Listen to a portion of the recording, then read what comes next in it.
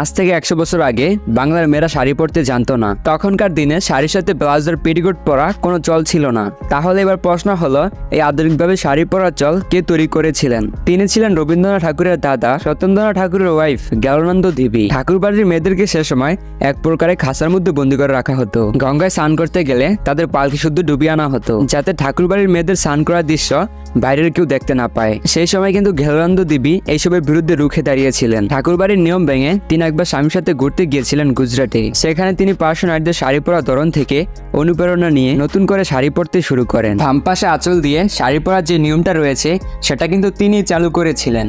এতে মেয়েদের ডান হাতটা ফ্রি থাকতো আর কাজ করতে কোনো সমস্যা হতো না। আর অন্যদিকে ইংরেজ ম্যাম সাহেবদেরকে দেখে তিনি শাড়ির মতো ব্লাউজ আর স্কার্টের নিচে পেটিকোট পরতে শুরু করে। কলকাতায় ফিরে এসে তিনি সর্বপ্রথম ঠাকুরবাড়ির মেয়েদেরকে এরকম ভাবে শাড়ি পরতে শিখান। আর এরপর আস্তে আস্তে সম্পূর্ণ ভারতবর্ষের নারীরা তারা এই নতুন শাড়ি পরার ধরন